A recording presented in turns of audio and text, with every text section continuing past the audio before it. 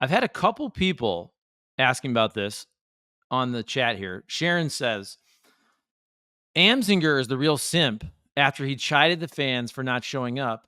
Get the F out of here. I did hear that interview. I like Greg Amsinger. Look, here's another thing about this. Let's be real about this. And again, I like the dude. He also works on MLB Network. MLB Network is the MLB. You're not going to have MLB Network hosts come out against ownership. Do you know what happens when that happens? Remember Ken Rosenthal a couple years ago started chirping MLB, and all of a sudden Ken Rosenthal is no longer on MLB Network. I like Amsinger. I think he was wrong on this because the fans are pissed. I understand they're around 500. The fans should be pissed. This is the way the fans can show their displeasure to ownership. I don't think you should boycott the Cardinals because a lot of people are affected when people don't go. All the bars, restaurants. It sucks to see. Yeah, it was pretty hot this past week or so, but we're talking about record historic low crowds. I mean, it's shocking to see how few people are in the stands. I think something has to change. If Mozeliak comes back for one more year, fans are going to be so pissed, man. Like you're starting to really see the blowback. And I get it. Fans don't like the direction of this organization. I don't either. This is how they're voicing it. What do you think? I hate seeing it. I do. I hate seeing it. Now, I think Amsinger said he said a Cardinal fan came up to him and said, "I'm paying, I'm paying for their contracts," and he's like, "That's just the most ridiculous thing in the world." I'm like, "Well, A little bit. you kind of are, aren't you?" I Yeah. mean, the fans aren't there; they're not drinking the beer. If the fans aren't there and buying tickets, who is paying those contracts? You know what I mean? So I'm like, that kind of does make sense. Listen, it's very simplified, oversimplified, but in a way, you sit back like, no, you need them. They're the ones spending the damn money everywhere supporting you.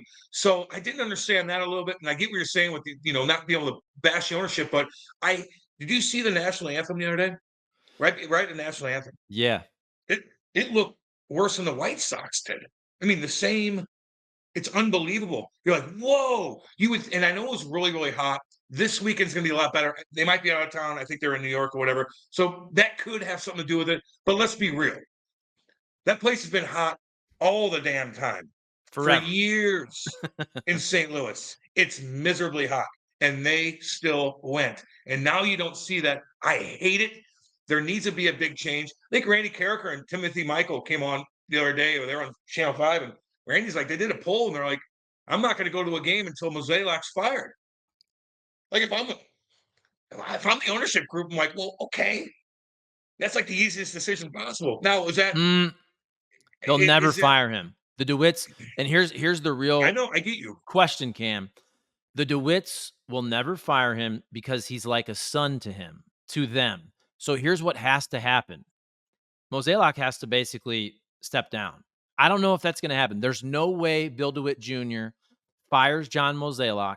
In my opinion, at this point, I think John Mozeliak should do the right thing and basically name his successor.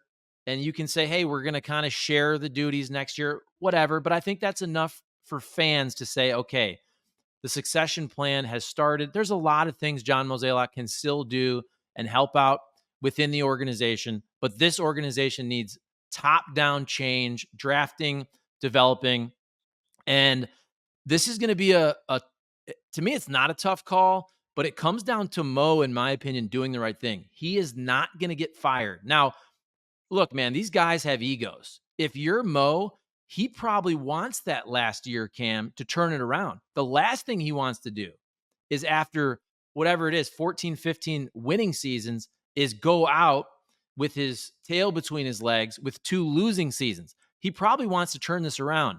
I think they got to make the switch. I look at it like you treat Mo like he's your son. That's your business partner. The players, you could treat a little bit differently, but those are your business partners. The fans, you should treat them like that's your son and daughter. The fans, in my opinion. I know it sounds goofy, but they're the ones that you have to cater to more than anything. The players are still, hey, listen, they're getting paid a lot of money. They need to perform. That's business. The staff, business, business. The fans, I would look at and I would cradle them in a different way. Those are your sons and daughters. Mhm. Those are the people that you're trying to get. You're trying Mo to attract. You're trying to get the players that you're paying all this money to. You're trying to attract the fans and win. And be like you were years ago, where they're coming in droves, and it's every single home game. It's like a party down there. And I mean, a sea of red everywhere you look. Hell, you better get down there quick because the parking lot's gonna be packed and you're gonna have to park way down there, and you're gonna have to spend some money or this, that, and the other. The fans, I think that they just need to caress a little bit more and treat them like their family more than anything, in my opinion.